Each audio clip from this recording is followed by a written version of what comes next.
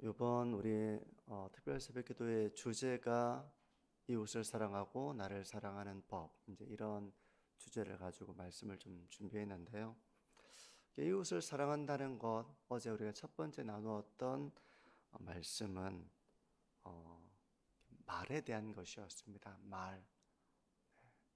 우리가 이웃을 사랑한다면 은혜를 끼치는 말, 덕을 세우는 말, 이런 말이 이웃을 사랑하는 한 모습이라고 했는데요. 오늘 둘째 날 설교 제목은 남을 귀하게 여기는 삶입니다. 이웃을 사랑하는 그 삶은 바로 남을 귀하게 여기는 것입니다. 사랑은 추상적인 단어이기 때문에 사랑이 이렇게 마이크 이런 건 다 이렇게 형태가 있잖아요. 사랑이라고 하는 것은 그렇게 눈에 보이는 형태를 가지고 있지는 않지만 눈에 보인다면 그것은 남을 귀하게 여기는 삶의 모습으로 나타납니다. 어제 설교가 말에 대한 것이었다면 오늘 설교는 우리의 마음가짐과 행동에 대한 것입니다. 이웃을 사랑하고 관계를 잘 세워나가기 위해서 우리가 가져야 할 마음가짐과 행동, 그 중심에는 바로 남을 귀하게 여기는 그런 중심과 또 그런 행동이 있어야 하는 것이죠. 우리가 읽은 본문 빌립보서 2장 3절과 4절을 한번 다시 보시면요. 2절과 3절 한번 보십시오. 마음을 같이하여 같은 사랑을 가지고 뜻을 합하여 한 마음을 품어 아무 일에든지 다툼이나 허영으로 하지 말고 오직 겸손한 마음으로 각각 자기보다 남을 낮게 여기고. 바울은 각각 어느 한 사람만 일방적으로 낮게 여기고 어느 한 사람은 마음대로 행하는 것이 아니라 서로가 각각 자기보다 남을 낮게 귀하게 그렇게 여기라고 말씀합니다. 이거 모르는 사람이 어디 있겠습니까? 우리가 살아가다 보면 이런 단순한 교훈과 이런 하나님의 말씀을 우리가 잊고 살아갈 때가 있어요. 오늘날 가정이든 교회이든 그 세상의 어떤 조직이든 균열이 일어나고 관계가 깨어지는 곳으로 가보면 그 중심에는 남을 낮게 여기지 않고 오히려 그 이기심이 자리 잡고 있습니다. 자기 자신을 더 우선하는 이런 이기심이 그 분열하는 곳에는, 미움이 있는 곳에는 바로 이런 마음들이 있는 것입니다. 자기를 더 우선하게 생각하기 때문에 나타나는 여러 가지 모습 중에는 다른 사람의 말을 잘 경청하지 않습니다. 다른 사람의 말을 한 귀로 듣고 한 귀로 흘려버린 이후에 자신의 말만 하는 것이죠. 다른 사람이 어떤 말을 하고 있는지, 왜 그런 말을 하는지, 이런 경청하지 않는 것은 바로 남을 낮게 여기는 마음과는 거리가 먼 그런 모습인 것이죠. 상대방을 존중하고 배려하는 마음에서 나오는 이 경청이 결여된 모습인 것입니다. 근데 분열하는 공동체에는 바로 이런 존중이 없고 배려가 없고 경청이 없어서 더 그 분열이 심해지는 것입니다.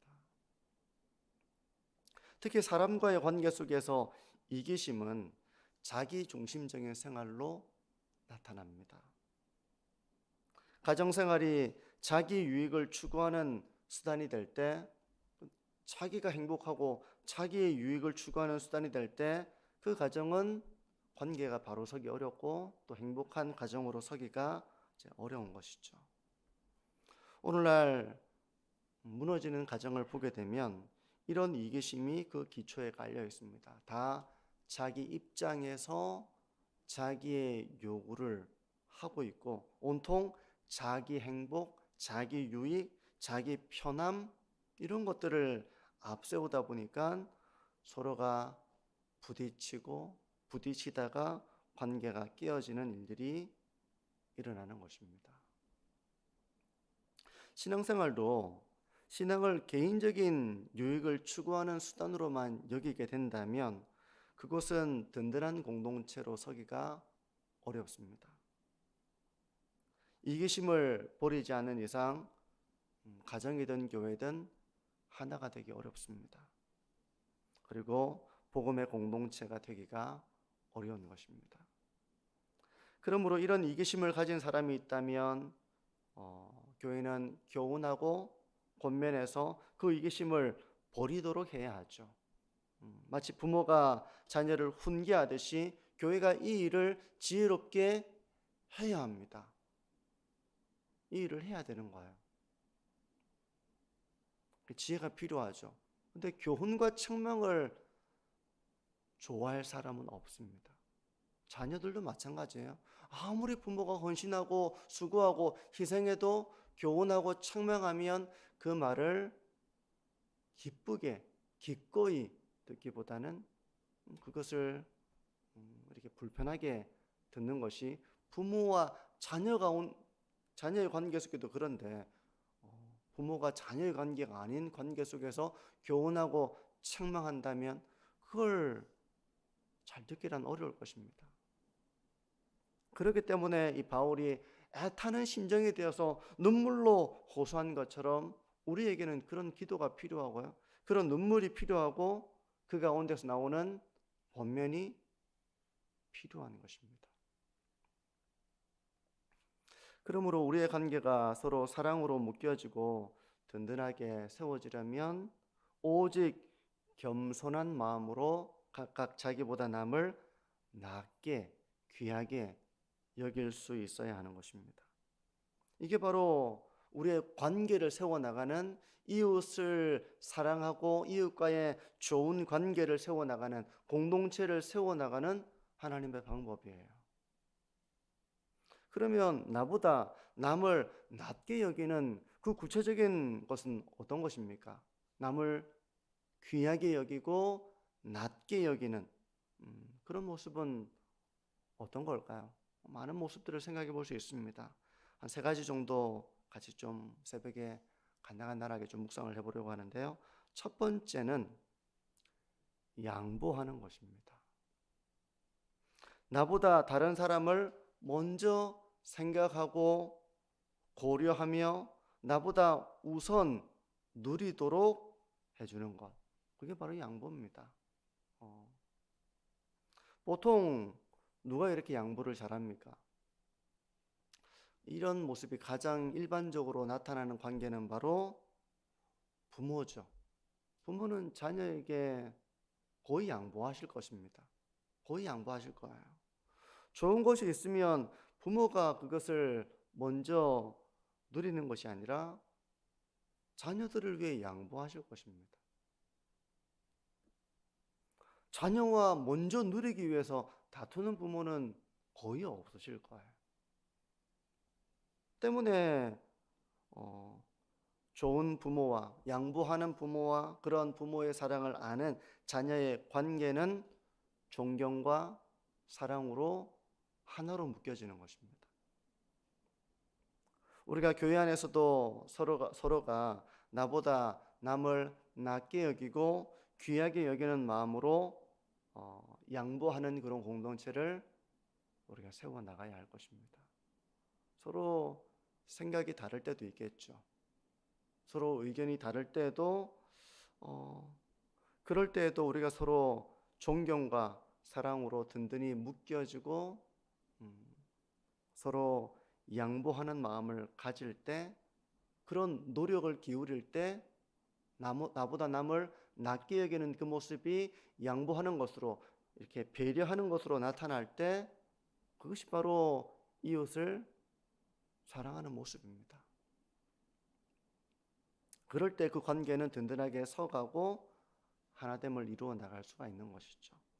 두 번째는 섬기는 것입니다. 나보다 남을 귀하게 여긴다. 이건 섬기는 것이죠.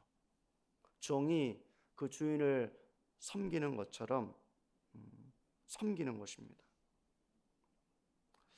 우리가 교회 사는 모든 일들이 바로 이런 섬김이죠. 대표기도도 이런 성도들을 섬기는 마음에서 준비한다면, 나보다 남을 귀하게 여기는 마음에서 덕이 되게 하고 은혜를 끼치게 하기 위해 한 주 동안 기도의 제목들을 묵상하고 대표로 기도하는 것이니까, 그렇게 준비하여 드리는 그 대표기도는 너무 귀한 섬김이 됩니다. 주일 식당 봉사도 성도들이 그 식사를 또 맛있게 즐겁게 먹게 하기 위해서 그런 식사를 제공하려는 마음에서, 남을 귀하게 여기는 마음에서 준비될 때 그것은 귀한 섬김이 됩니다. 귀한 섬김이 되는 거예요.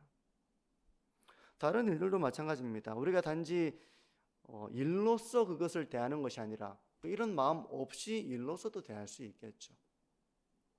그런데 그 일을 하려는 중심에 나보다 남을 귀하게 여기는 마음에서, 이웃을 섬기려는 마음에서 그 일을 할 때 그것은 이웃을 귀하게 여기는 일, 이웃을 섬기는 일이 되는 것입니다. 성도 여러분, 나보다 남을 귀하게 여기는 마음에서 우리가 섬김의 길을 걸어감으로써 우리의 가정과 교회와 우리가 살아가는 삶의 그런 자리에서 이런 사랑을 경험하게 되는, 또 감사를 표현하게 되는 이런 관계를 든든하게 세워나가고 그 가운데서 하나됨을 이루어 나가는 우리의 삶이 되어지기를 바랍니다. 섬기는 것입니다. 사람을, 이웃을 섬기는 마음에서 하는 것입니다. 세 번째 한 가지 더 생각해 보자면, 나보다 남을 귀하게 여기는 것은, 낮게 여기는 것은 서로를 인내하고 이해하는 것입니다. 남을 귀하게 여긴다면 다른 사람이 어떤 실수하고 약점이 드러날 때도 있겠죠. 허물이 드러날 때도 있겠죠. 그럴 때 남을 귀하게 여기는 사람은 그 사람을 위해서 기도하고 인내하는 것입니다. 잘못하는 것으로 인하여 관계를 단절시키는 것이 아니라 그 사람을 위해 기도하고 또 인내하고 노력하는 이런 관계의 길을 걸어가는 것입니다. 성도 여러분, 남을 귀하게 여긴다면 우리가 그 사람을 이해하기 위해 힘써야 합니다. 관계를 끊는 방식은 사실은 상대방을 귀하게 여기지 않는 것입니다. 그것은 내가 겸손하지 못한 것이기도 합니다. 그러므로 겸손함으로 나보다 남을 낮게 귀하게 여기는 사람은 다른 사람을 이해하기 위해 힘써야 합니다. 물론 이게 처음부터 잘 되지는 않을 수도 있어요. 하지만 결국 성도는 이 길을 걸어가야 합니다. 참는 것입니다. 이해하는 것입니다. 미움의 길이 아니라 용납의 길을 걸어가는 것이고, 단절의 길이 아니라 기도하면서 다시 회복의 길을 걸어감으로써 관계를 세워나가기 위해 노력하는 것, 그게 바로 남을 귀하게 여기는 성도의 모습인 것입니다. 오늘 말씀은 다 사실 부모와 자녀 관계 속에서 대부분 부모가 하는 일일 거예요. 부모는 용납하고 인내하고 이해하고 섬기고 그렇게 양보하며 자녀들을 대하실 것입니다. 이웃을 사랑한다는 모습이 사실 이제 부모와 자녀를 향한 부모의 그런 모습에서 대부분 드러나게 되는데요. 그것이 자녀를 향한 부모의 모습뿐만 아니라 이웃을 대하는 우리의 모습도 그러해야 한다는 것입니다. 이제 말씀을 정리하는데요. 관계의 깨어짐은 대부분 다른 사람보다 내가 중요하기 때문에 관계가 깨어지는 경우가 많습니다.